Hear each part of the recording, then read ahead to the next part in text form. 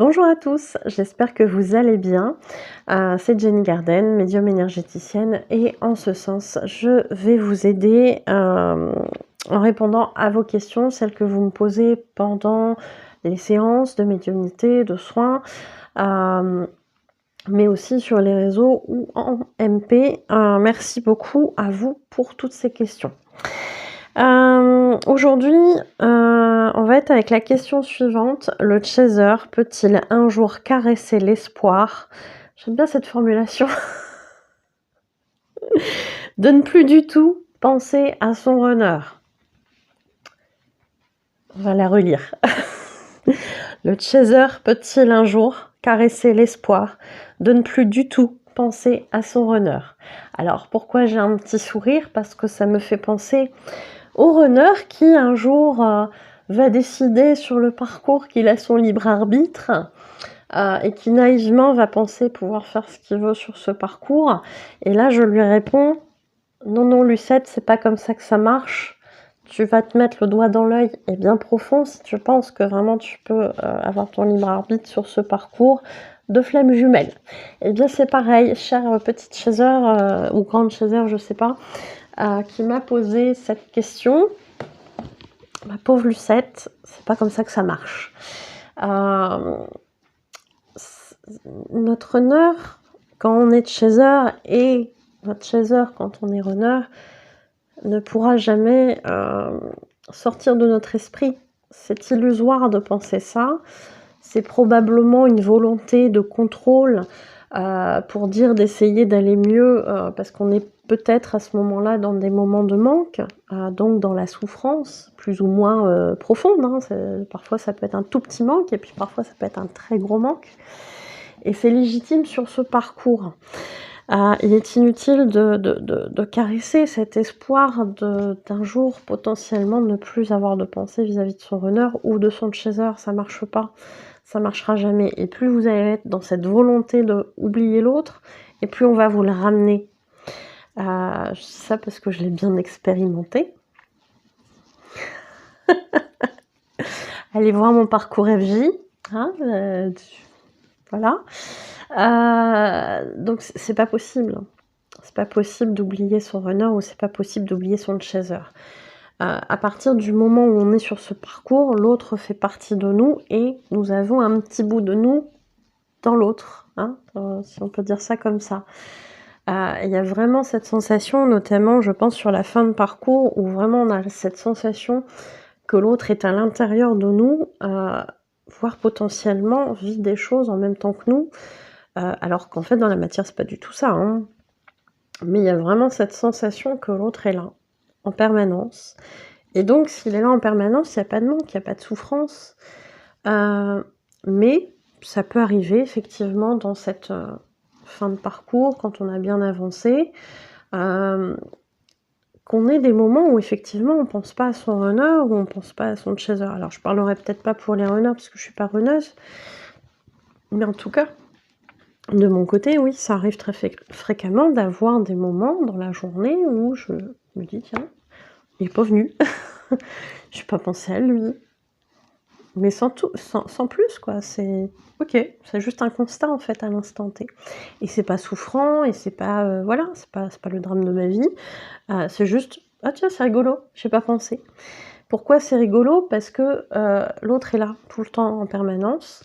Et il y a vraiment cette sensation de télépathie à certains moments, d'entendre certaines choses, certaines phrases, sans pour autant focaliser dessus comme j'aurais pu le faire en début de parcours. C'est assez particulier comme sensation.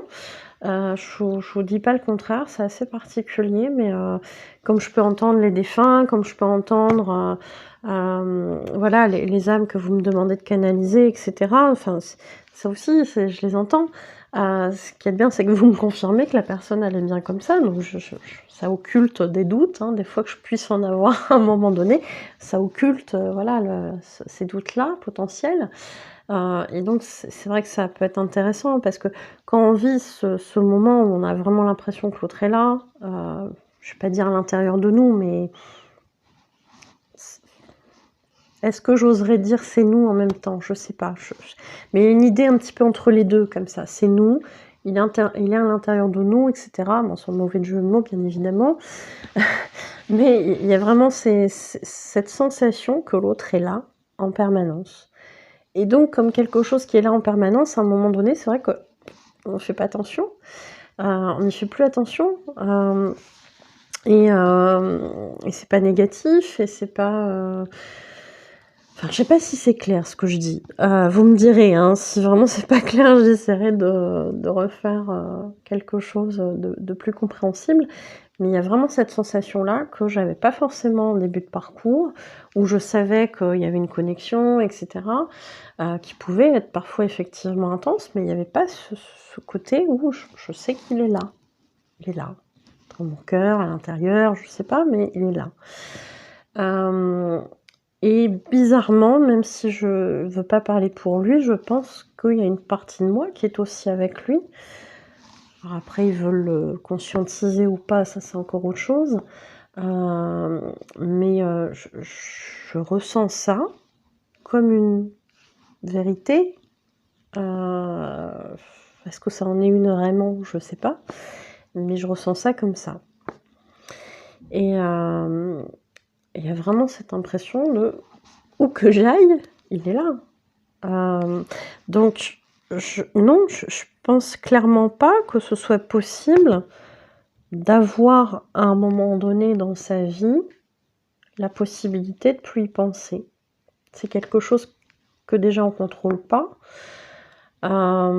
C'est souvent quelque chose qui s'impose à nous, parce qu'en début de parcours, on va avoir plein de synchronicités, on va ressentir l'autre, etc.